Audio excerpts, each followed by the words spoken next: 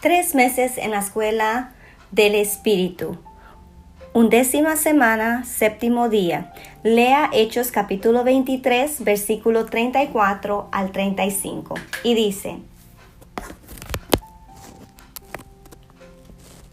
Y el gobernador leía la carta, preguntó de qué provincia era, y habiendo entendido que era de Cilicia, le dijo: Te oiré cuando vengan tus acusadores, y mandó que le custodiasen en el pretorio de Herodes. Veamos.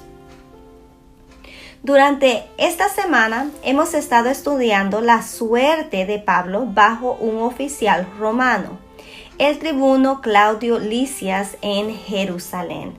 Llegamos ahora al traspaso de Pablo a manos de otro oficial, el gobernador Félix, en Cesarea. Pablo seguirá bajo la custodia de Félix hasta Hechos capítulo 24, versículo 27, cuando pasará a la custodia de Porcio Festo. Bajo esa custodia quedará hasta Hechos capítulo 27, versículo 1, cuando saldrá para Roma, ahora al cuidado del centurión Julio. Por fin, en Hechos 28:16, Julio entregará a Pablo al prefecto militar de Roma. Luego, todos estos últimos capítulos del libro de Hechos nos presentan una serie de oficiales romanos que no saben qué hacer con Pablo, ni con este nuevo fenómeno de la predicación cristiana. Volviendo a los dos versículos que nos ocupan hoy, vemos que nos cuentan el recibimiento de Pablo en Cesarea y su primera entrevista con Félix. Sobre Félix tenemos datos conservados por los historiadores romanos y por el historiador judío Flavio Josefo. Era un liberto, es decir, un esclavo liberado, cuyo hermano había sido favorito de Agripina, la madre de Nerón.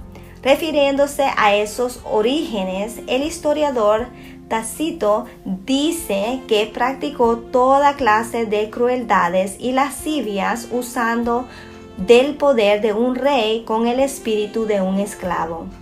Uno de los modos que utilizó para avanzar en su carrera política fue casarse con mujeres influyentes, por lo cual Suetonio le llama marido de 3 reinas. Más adelante, el autor nos hablará de una de ellas, Drusila, capítulo 24, versículo 24. Fue nombrado procurador de Judea hacia fines del reinado de Claudio, quien murió en el año 54. Luego, para la fecha del juicio de Pablo, el 58, ya tenía unos 4 años en el cargo. Félix le pregunta a Pablo de qué provincia es, porque antes de decir si iba a oír el caso o no, tenía que determinar la cuestión de jurisdicción. Los gobernadores de Judea sabían sobradamente que las cuestiones de religión eran espinosas y podían conducir a desórdenes que a su vez serían vistos en Roma como señales de ineptitud por parte del gobernador. Por ello, si de algún modo puede deshacerse de este caso difícil en que los jefes religiosos del pueblo judío se enfrentan a un ciudadano romano, gustosamente lo hará. Un buen modo de lograr ese objetivo sería transferir el caso a otra provincia. Un caso criminal podía verse ante los tribunales de la provincia en que se había cometido el delito o ante los de la provincia del acusado. Si Félix logra transferir el caso a la provincia de Pablo, se habrá lavado las manos de un asunto escabroso.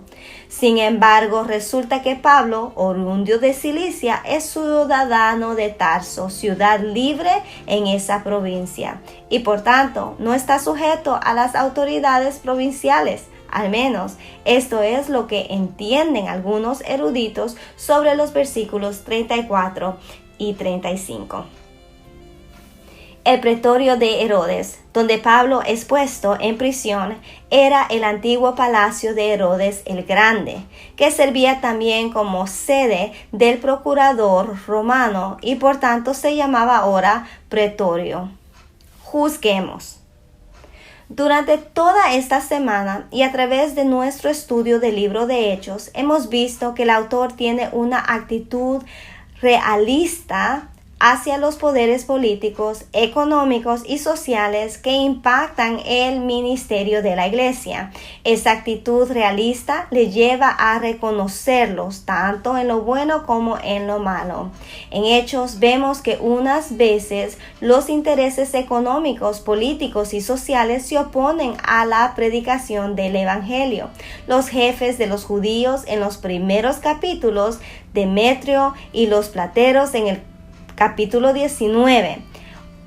Otras veces esos intereses apoyan a la iglesia o al menos les hacen espacios a sus predicadores. Gamaliel en el concilio, el escribano en Éfeso, Lisias en lo que hemos visto en esta semana. En uno y otro caso, el libro de Hechos es realista y sobrio en su juicio. Trata de entender los motivos de quienes se oponen a la iglesia, así como los de quienes apoyan o defienden a sus líderes. No muestra amargura hacia los enemigos ni adulación hacia los poderosos que por alguna razón protegen a la iglesia o a sus predicadores. ¿Qué mensaje pudiera ser más pertinente y urgente para nuestras iglesias hoy? Por un lado, la necesidad del análisis político realista y sobrio. Saber quiénes son los jugadores de turno, cuáles son sus intereses, qué les mueve. Por otro, al tiempo que empleamos ese conocimiento, hacerlo con integridad. Entre esos dos polos, la iglesia frecuentemente se olvida del ejemplo del apóstol Pablo.